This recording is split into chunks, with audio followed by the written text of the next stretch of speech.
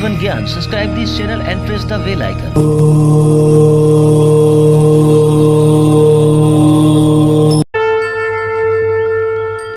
जय माता दी। आप सभी का हमारे YouTube चैनल जीवन ज्ञान में बहुत बहुत स्वागत है। आइए आज सुनते हैं ज्येष्ठ पूर्णिमा के दिन वट पूर्णिमा व्रत की कथा। वट पूर्णिमा का व्रत हर वर्ष ज्येष्ठ माह शुक्ल पक्ष की पूर्णिमा तिथि को वट पूर्णिमा का व्रत किया जाता है। इस दिन वट सावित्री व्रत की तरह ही महिलाएं अखंड सौभाग्य की प्राप्ति के लिए इस व्रत को करती हैं। हमारे चैनल से जुड़े रहने के लिए, हमारे चैनल से ज्ञानवर्धक जानकारियां प्राप्त करते रहने के लिए हमारे चैनल जीवन ज्ञान को लाल बटन दबा करके सब्सक्राइब करें, साथ में बेल आइकन घंटी दबाएं। कमेंट में जय माता दी जरूर लिखें ताकि आपकी कुशलता का हमें पता चलता है। वट पूर्णिमा का व्रत इस बार 24 जून 2021 दिन गुरुवार को मनाया जा रहा है। सुनते हैं वट पूर्णिमा की कथा। वट पूर्णिमा के व्रत में वट सावित्री व्रत के तरह ही पूजन किया जाता है। महिलाएं अखंड सौभाग्य की प्राप्ति के लिए, कन्याएं उत्तम वर की प्राप्ति के लिए इस व्रत को करती हैं।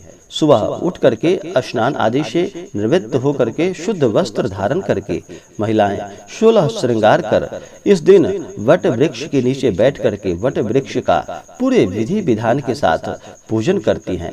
इस दिन कच्चा सूता लपेटते हुए वट वृक्ष में अनेक प्रकार का नैवेद्य अर्पण करके 7 बार कम से कम वट वृक्ष में परिक्रमा धागा बांधते हुए करती हैं।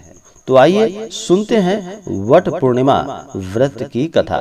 तो बोलिए प्रेम से सत्यवान सावित्री की जय। बहुत समय पहले की बात है, महाभारत के वन पर्व में मिलती है, जब युधिष्ठिर मार्कंडेय ऋषि से पूछते हैं कि क्या कभी कोई और स्त्री थी जिसने द्रौपदी जितना भक्ति प्रदर्शित की।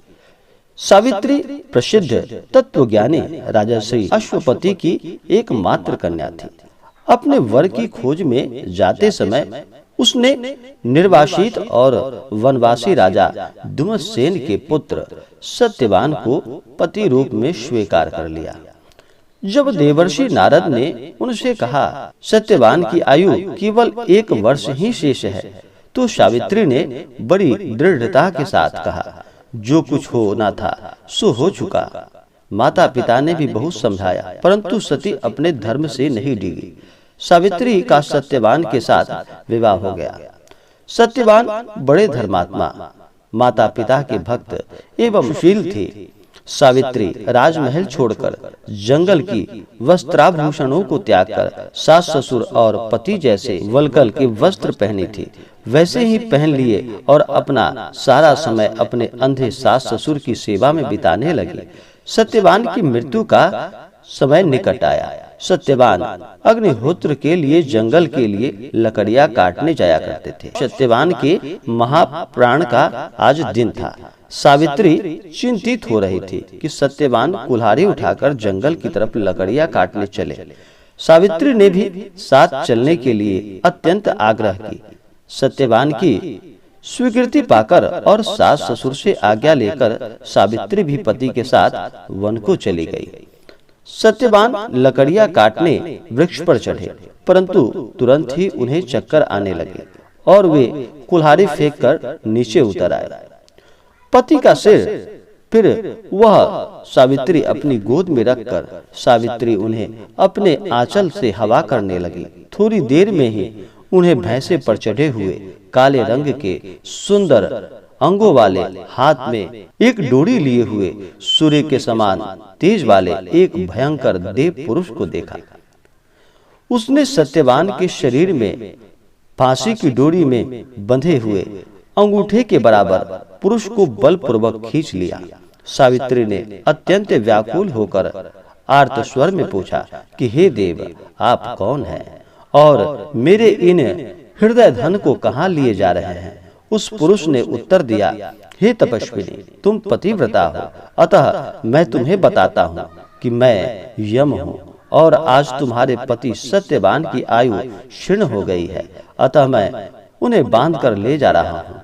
तुम्हारे सतीत्व के तेज के सामने मेरे दूत नहीं आ सके, इसलिए मुझे स्वयं आना पड़ा। यह कहकर यमराज दक्षिण दिशा की तरफ चल पड़े। सावित्री भी यमदेव के पीछे पीछे जाने लगी। यम ने बहुत मना किया। सावित्री ने कहा कि जहाँ मेरे पतिदेव जाते हैं मुझे भी वहीं जाना चाहिए। यह सनातन धर्म है। यम बार बार मना करते थे, परंतु सावित्री पीछे पीछे चलती गई।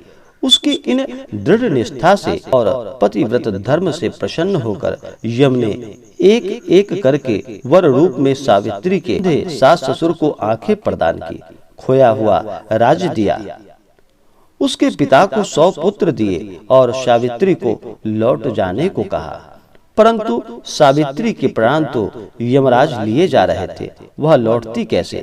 यमराज ने फिर कहा कि सत्यवान को छोड़कर चाहे जो मांग लो। सावित्री ने कहा, यदि आप प्रसन्न ही हैं तो मुझे सत्यवान से 100 पुत्र प्रदान हो, ऐसा हमें वर दीजिए। यम ने बिना ही सोचे समझे मन से तथास्तु कह दिया। वचनबद्ध यमराज आगे बढ़े। सावित्री ने कहा कि मेरे पति को आप लिए जा रहे हैं और मुझे 100 पुत्रों का वर दिए जा रहे हैं, यह कैसे संभव हो पाएगा? मैं पति के बिना सुख, स्वर्ग और लक्ष्मी किसी भी कामना की वस्तु की नहीं करती। बिना पति मैं जीना भी नहीं चाहती। वचनबद्ध यमराज ने सत्यवान के सूक्ष्म शरीर को पाश से मुक्त करके सावित्री को अंत में लौटा दिया और सत्यवान को 400 वर्ष की नवीन आयु उन्हें प्रदान की। जो भी भक्त सच्ची श्रद्धा के साथ वट पूर्णिमा का इस व्रत को करती हैं, महिलाएं अखंड सौभाग्य को प्राप्त करती हैं। वट सावित्री व्रत में, वट पूर्णिमा व्रत में महिलाएं अखंड सौभाग्य की प्राप्ति के लिए बरगद वृक्ष के नीचे बैठ करके, जिसे कि वट वृक्ष के नाम से जाना जाता है, नीचे बैठ करके वहां पूरे विधि विधान के साथ पूजन करती हैं। वट वृक्ष को पीपल वृक्ष के समान ही पूजनीय माना जाता है। वट वृक्ष में त्रिदेवों का वास माना गया है। जो भी सच्ची श्रद्धा के साथ, नियम व निष्ठा के साथ वट पूर्णिमा का व्रत करते हैं, वट पूर्णिमा व्रत का कथा श्रवण करते हैं, उन्हें सभी प्रकार के सुख और समृद्धि की प्राप्ति होती है। तो बोलिए प्रेम से सत्यवान और सावित्री की जय। तो आशा करता हूँ कि यह जानकारी आपको अच्छा लगा हो। ऐसे ही जानकारियाँ प्राप्त करने के लिए हमारे चैनल जीवन ज्ञान को लाल बटन दबा करके सब्सक्राइब करें, साथ में बेल आइकन घंटी दबाएं। कमेंट में जय माता दी जरूर लिखें ताकि आपकी कुशलता का हमें पता चलता रहे। वीडियो को लाइक और अपने मित्रों दोस्तों के साथ शेयर करें ताकि वो भी इसका लाभ उठा सके।